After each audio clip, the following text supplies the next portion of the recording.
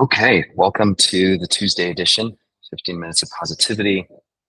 I was chatting with a friend of mine, reminiscing about some old adventures that were once had, and stumbled across some pictures here.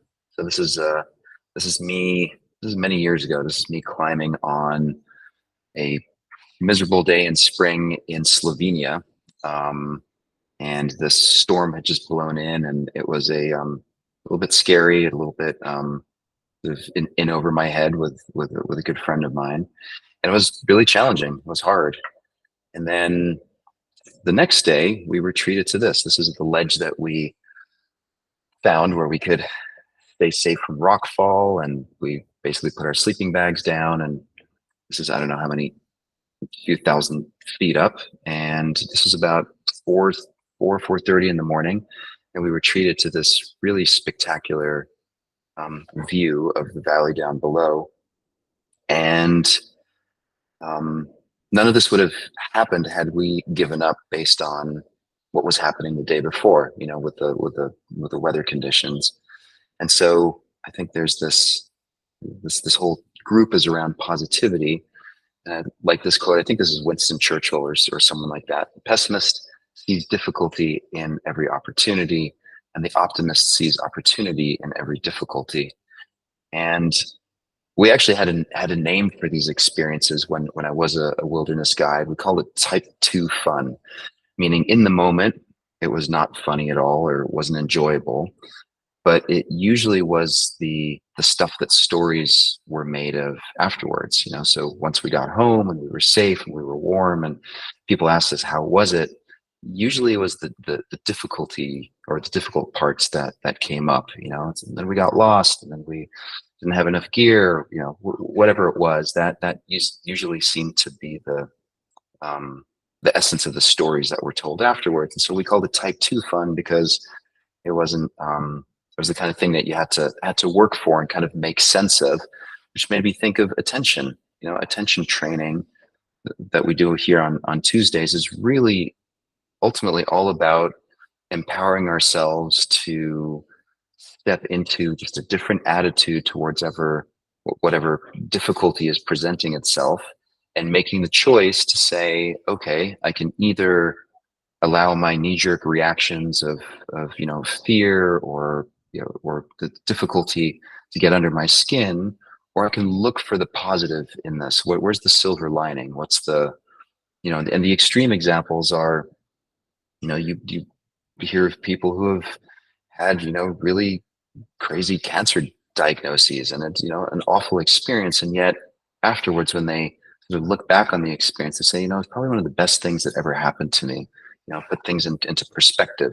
And so just trying to emphasize this idea that sometimes the difficult stuff when it's happening is obviously not fun. It's not what we would choose for ourselves. And yet that is usually where the biggest growth and the biggest sort of character building experiences take place. They're sort of forged in the fires of difficulty and struggle. And so I thought today we'd do a short meditation on exploring that together. So let's go ahead and close our eyes. And as usual, just drop into the here and now. Just take a couple of minutes to connect with our body in this moment. So I'm putting my feet flat on the ground, really intentionally grounding.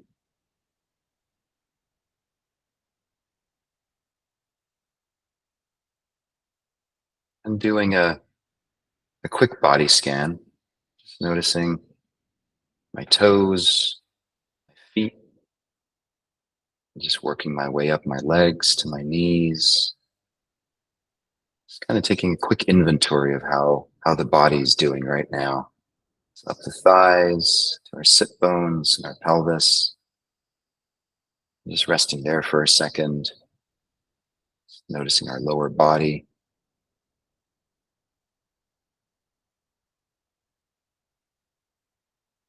and then feeling into the belly, the lower back, our chest, all the way up to our shoulders, down the arms to our hands, and just noticing what's it like to have a torso with arms and hands attached.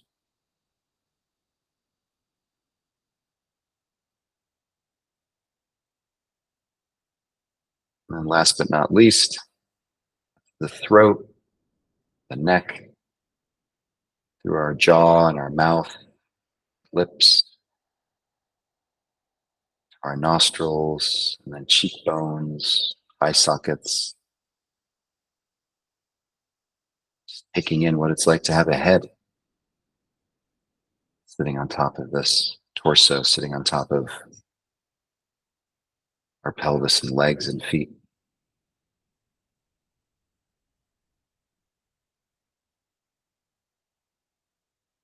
This is the body right here, right now. And just see if you can bring your mind into this space as well in this moment.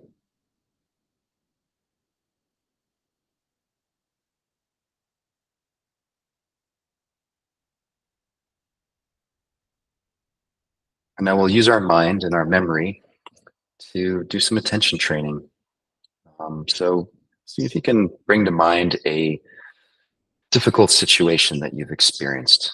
Ideally, not the most difficult challenge in your life, but something that was represented some kind of struggle, complexity, maybe even some fear. Maybe it's something you're going through right now. Just feel into that memory or that situation. Notice what your body felt like. So focusing on the belly and the chest.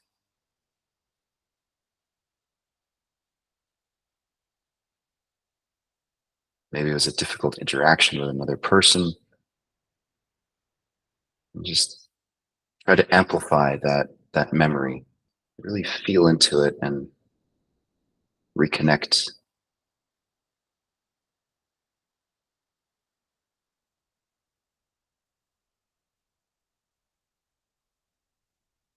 Usually when we bump into something difficult that involves fear or stress, there's a kind of knee-jerk reactivity.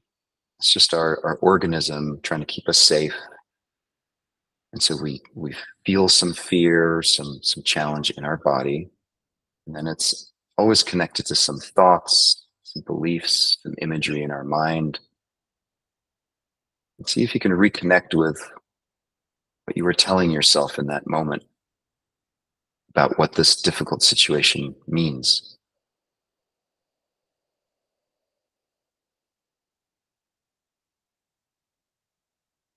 Just verbalizing the fear or the struggle.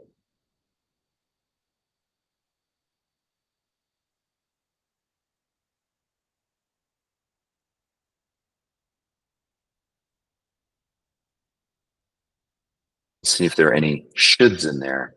You know, I should have, or I shouldn't, or this shouldn't be happening. Maybe there's some always and nevers in there too. This is always how it goes. I never fill in the blank.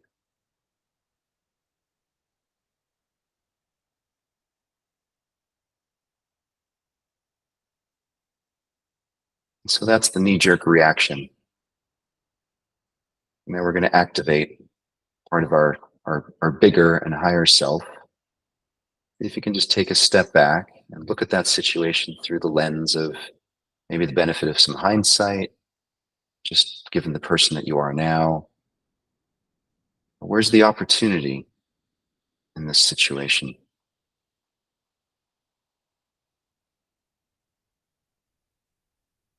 Opportunity for learning, new insights, growth.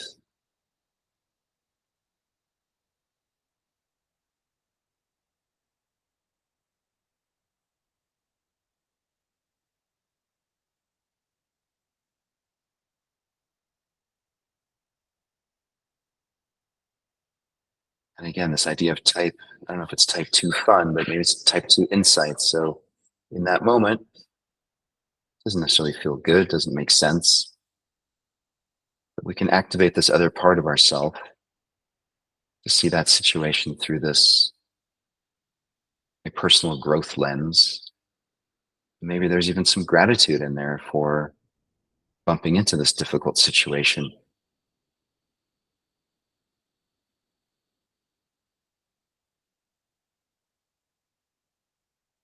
I'm guessing a big part of who you are now was informed by that situation that you ran into.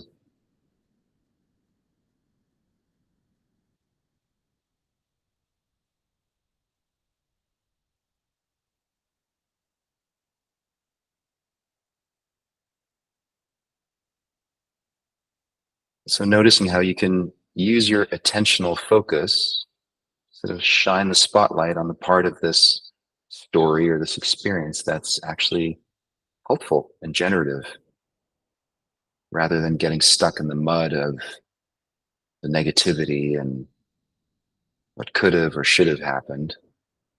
You get to choose how to rewrite that script.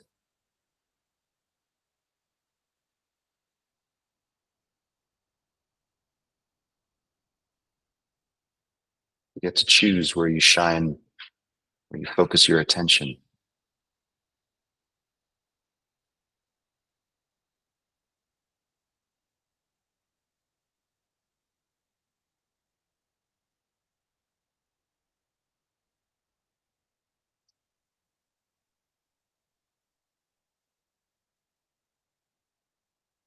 And last but not least, maybe even expressing some gratitude for having had the opportunity to run into this challenge and appreciating how it's molded and shaped you into the person you are now. Hopefully wiser, kinder, more compassionate. I think this is how we grow. And take a deep breath in. Exhale slowly all the way.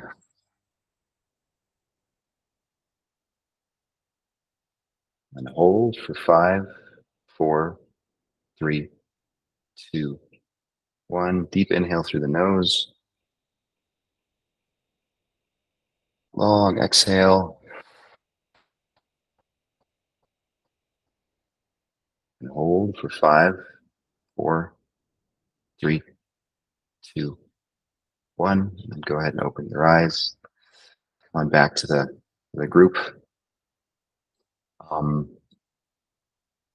yeah, I hope that was helpful. Good practice. I'm certainly noticing the more I do this, I think one of the downsides to aging are that sort of things get physically a little more challenging. Like I can't do, some of the pictures that I just showed you there. I don't do that anymore. It's just that time has passed. But I like to think that as we age and get older, there's an opportunity for accumulating more wisdom and more compassion. And I'm pretty sure it's usually those difficult times that really help accelerate that kind of growth and that wisdom. So um, yeah, hope that was a good practice for you. I'll stick around for a few more minutes. Have a great day, everyone. Hope to see you tomorrow. Take care.